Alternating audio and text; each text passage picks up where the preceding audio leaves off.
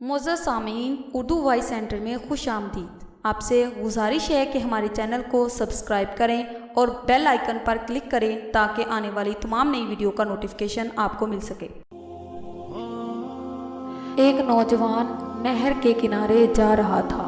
اس کو بھوک بھی لگی ہوئی تھی، مگر فقیر بندہ تھا، خرچ کرنے کے لیے پاس کچھ تھا نہیں۔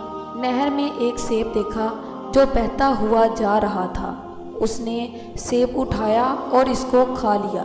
بھوک کی حالت میں تو بندے کی سمجھ بھی کام نہیں کرتی کہ کیا ہو رہا ہے۔ بعد میں انہیں خیال آیا کہ یہ سیب تو میرا نہیں تھا، یہ تو کسی اور کا تھا۔ میں نے بغیر اجازت کھا لیا۔ مجھے اس بندے سے یا تو معافی مانگنی ہے یا قیمت ادا کرنی ہے۔ پھر ہوا یہ کہ جدھر سے پانی آ رہا تھا نہر کے اس طرف جانے لگا۔ کچھ دور جانے کے بعد دیکھا کہ ایک باغ ہے جس میں سیب کے درخت ہیں۔ سمجھ کے یہاں سے گرا ہوگا۔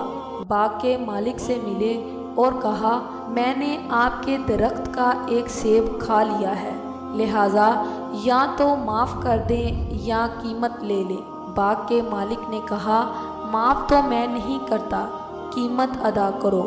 کہنے لگے، جو بھی قیمت ہوگی مزدوری کر کے دے دوں گا۔ باغ کے مالک نے کہا، میری ایک بیٹی ہے جو آنکھوں سے اندھی ہے، کانوں سے بہری اور پاؤں سے لنگڑی ہے، لہٰذا اس کے ساتھ تم نکاح کرو اور ساری زندگی اس کی خدمت کرو، اس کو خوش رکھو، یہ قیمت دینی پڑے گی۔ نوجوان فکر میں پڑ گیا، مگر دل نے کہا کہ دیکھو یہ سب برداشت کرنا آسان ہے، قیامت کے دن اللہ رب العزت کے سامنے ملزم بن کر کھڑا ہونا یہ بڑا مشکل کام ہے۔ آخرکار تیار ہو گئے اور نکاح ہو گیا۔ جب وہ اپنی بیوی کے پاس گئے تو حیران رہ گئے۔ چاند کا ٹکڑا، آنکھیں خوبصورت، بولنے والی زبان، سننے والے کان، سمجھنے والی عقل۔ حیران ہو کر اس نے پوچھا کہ تم اپنے باپ کی ایک ہی بیٹی ہو یا کوئی اور بھی تمہاری بہن ہے؟ اس نے کہا، میں ایک ہی بیٹی ہوں۔ خیر، رات گزر گئی۔ اگلے دن سسر سے ملاقات ہوئی۔ سسر نے پوچھا کہ بتاؤ مہمان کو کیسا پایا؟ نوجوان نے کہا، آپ نے تو کچھ اور ہی بتایا تھا، مگر وہ تو ایسی نہیں، وہ بہت دانا عقل مند ہے، آپ کے بتائے ہوئے ہر عیب سے پاک ہے۔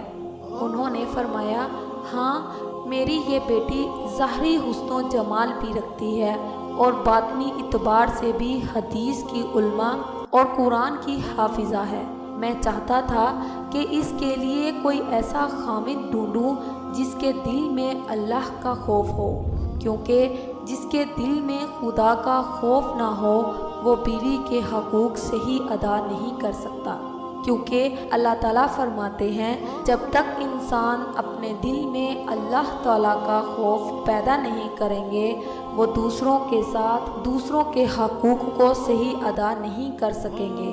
جب تم نے ایک سیب کی وجہ سے معافی مانگی تو میں نے دیکھا کہ تمہارے دل میں خدا کا خوف ہے، اس لیے میں نے اپنی بیٹی کے لیے تمہیں خامند کے طور پر تجویز کیا۔ دونوں ساتھ رہنے لگے۔ اللہ رب العزت نے انہیں بیٹا دیا جس کا نام انہوں نے نعمان رکھا۔ یہ نعمان بڑا ہو کر امام اعظم ابو حنیفہ رحمۃ اللہ بنے۔